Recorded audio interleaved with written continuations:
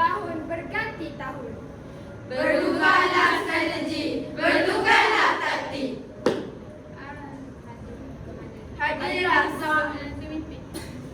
Hadirlah seorang pemimpin yang berwibawa, penuh karisma dan berpandangan jauh. Membawa obor kedamaian di tangan, memilih jalan diplomasi berbanding pertukaran darah. Kini itu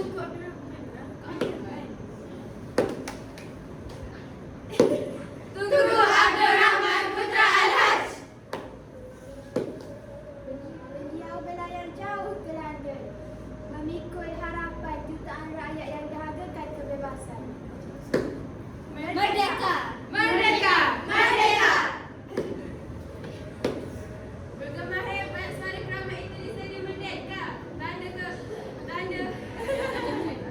Tanda penjajahan telah terputus selamanya. Kita kini bebas merdeka.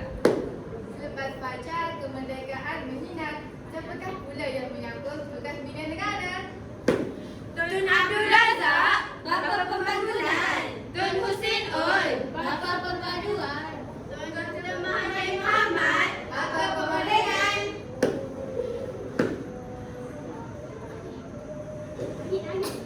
Di bawah langit yang biru.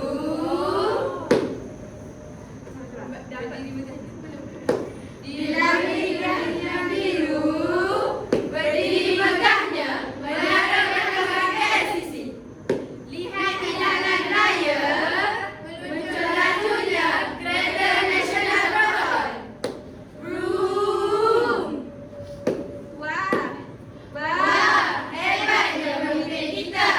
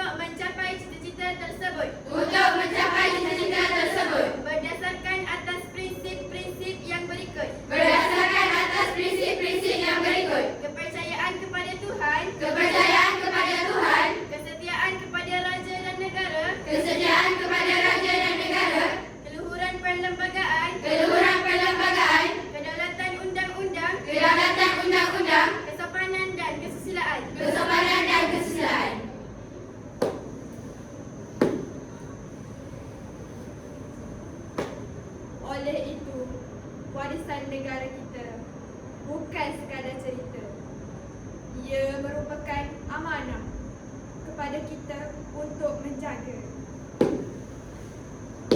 Sebelum balik, jom kita menari.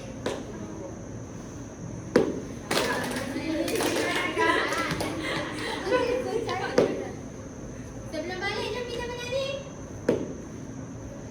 Sampai sini bicara kami akan berhenti. Menyusun dari salam maafi.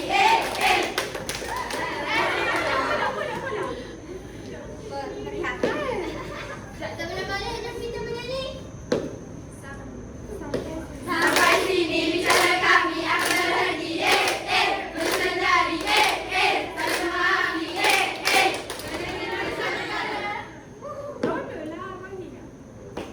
Bermula dengan saya. Bermula dengan saya, bermula dengan kamu. Sayangi Malaysia. Sekian daripada kami. Terima kasih.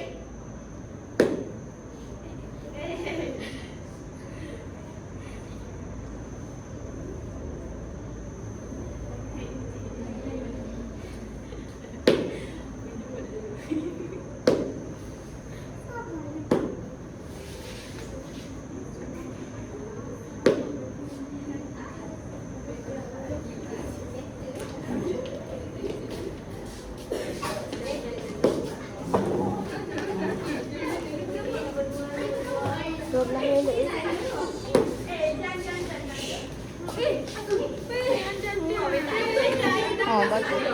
Itu ya. Akhirnya.